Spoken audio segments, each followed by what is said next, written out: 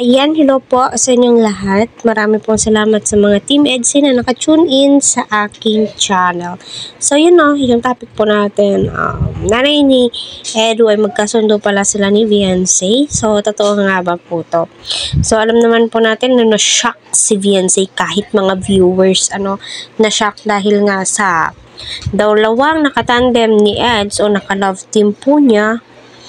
Si Viancy lamang po yung inuwi niya at ipinakilala niya sa kanyang nanay. So, ano po yung ibig sabihin nun? Kahit ako nung first timer ko, ramdam na ramdam ko yung nararamdaman ni Viancy na masyasyak ka po talaga.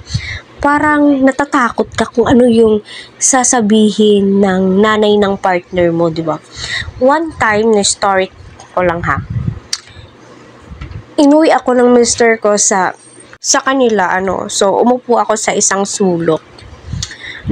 Halos ayaw ko nang tumayo. My God. Nakikinig na lamang po ako kasi nahihiya ako, my God. Ikaw ba naman, ipapakilala ka sa parents niya, i-introduce ka niya na, ikaw si ganito. So, parang feeling mo, uy, napaka-special ko naman pala. Ako na pala siguro yung babaeng ibabahay niya, charot. Pero hindi naman po kasi alam naman po natin, yung main goal dito is makapagtapos si Viancy ng pag-aaral at saka mapabahayan, pangkabuhayan. Although lahat complete package na po. Hindi naman po sa advance lang akong mag-isip. Pero, saan nga ba pupunta? Charot.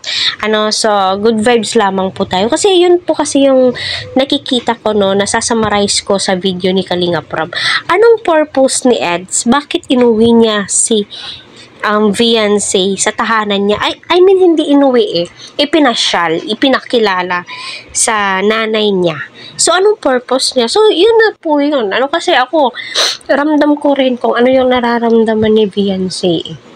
Andun na tayo sa part na